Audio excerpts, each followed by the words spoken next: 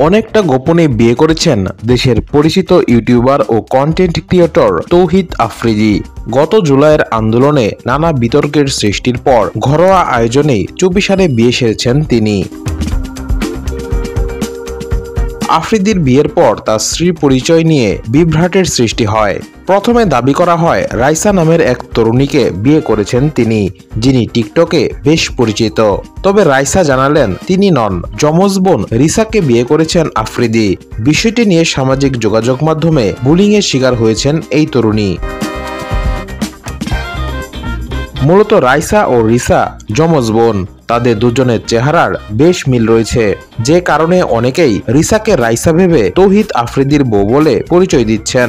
বিষয়টি নিয়ে বেশ বিভ্রান্তিতে পড়েছেন রাইসা, কারণ তিনি আগে থেকেই বিবাহিত। ফলে তৌহিদ আফ্রিদির সঙ্গে তার বিয়ের খবর ছড়িয়ে যে মিথ্যা তথ্য ছড়ানো হচ্ছে, তাতে করে ক্ষতির শিকার হচ্ছেন এই তরুণী।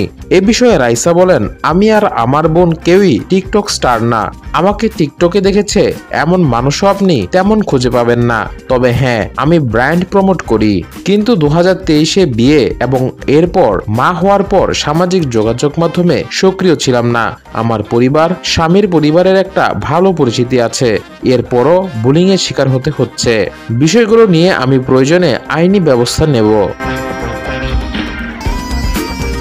এই তরুণী আরো বলেন, পরিবারের কিছু ঘনিষ্ঠ মানুষের উপস্থিতিতে আফ্রিদি ও রিসার কাবিন হয়েছে।